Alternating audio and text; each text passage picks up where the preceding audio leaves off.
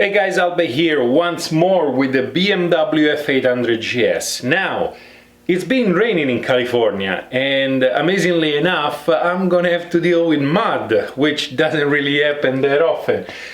But one thing I don't like about mud is that it goes into all the little crannies around the bike, especially in the back where the rear shock is, and it gets on the spring, it gets all in there and it's difficult to clean out. One of you actually recommended me to install this thing. This thing is a piece of molded plastic, so let's see how easy it is to install. Enough with the chit chat, let's get on it.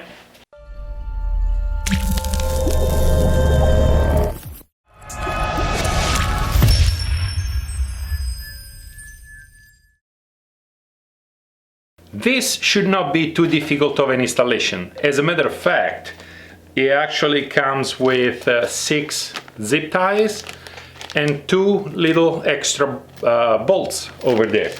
In theory, this should go just in there like this and protect the rear shock and the rear spring mostly. But as you guys can see right now, it looks like it does not quite fit. So let's get on and let's see if we can make it fit. First of all, let's do a fit test. Let's see how this thing is supposed to fit. Those little wings over here are supposed to be zip tied to the passenger pegs. So let's start from that point and go on. And here we go. So it needs to spread just a little bit. And there are 2 screws over here that need to be removed and reinstalled on it. So the screw that I'm talking about is a T25 that holds the rest of the plastic. So we're gonna pull it out and replace it.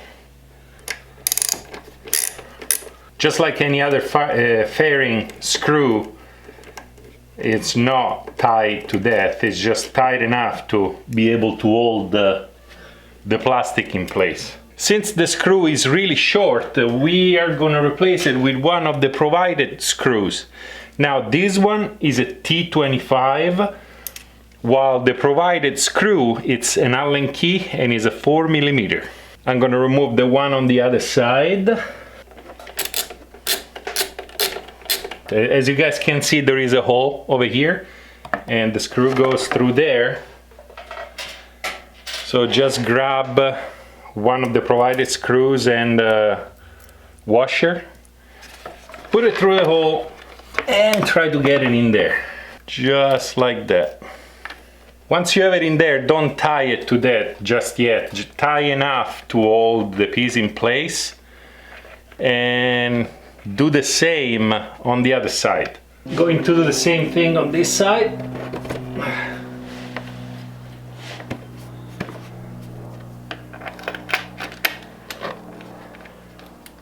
Here we go, just enough. As you guys can see, there are 2 little holes on this bracket. That's exactly where our zip ties are gonna go into. Pass them through the hole. 1 and 2. Once our zip ties are through the hole, we're just gonna make them do what zip ties do and tie them enough so that they hold the piece in place, because now it's time to actually tie the bolt we put in earlier. And we tie it. This tool is a good tool to have because you are literally untying the screw right now. And that will do. So at this point we can actually tie the zip tie all the way. Now I'm gonna slide the bulk of the zip tie to the back because I just don't want to see it, and then I'm gonna cut off the excess. 1 and 2. So on this side we don't only have the front holes, but there are holes in the back. Therefore our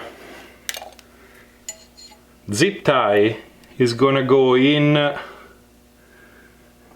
over here and come back on the other side.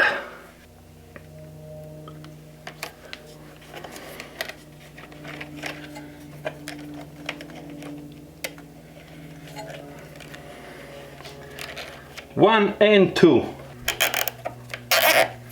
Time in a little bit. We're gonna tie the bolt in the back. Tie the zip tie. Push the little square in the back. And in theory, this is the way it should look like. Now I'm gonna cut the excess over here, 1 and 2, and it's done.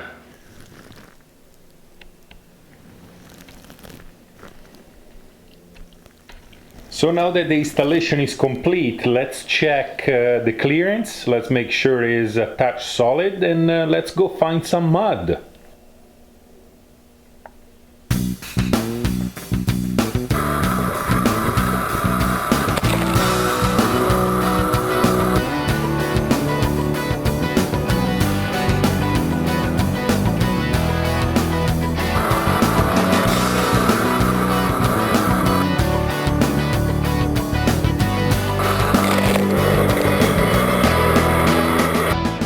You guys can see, the mud guard did his job pretty good.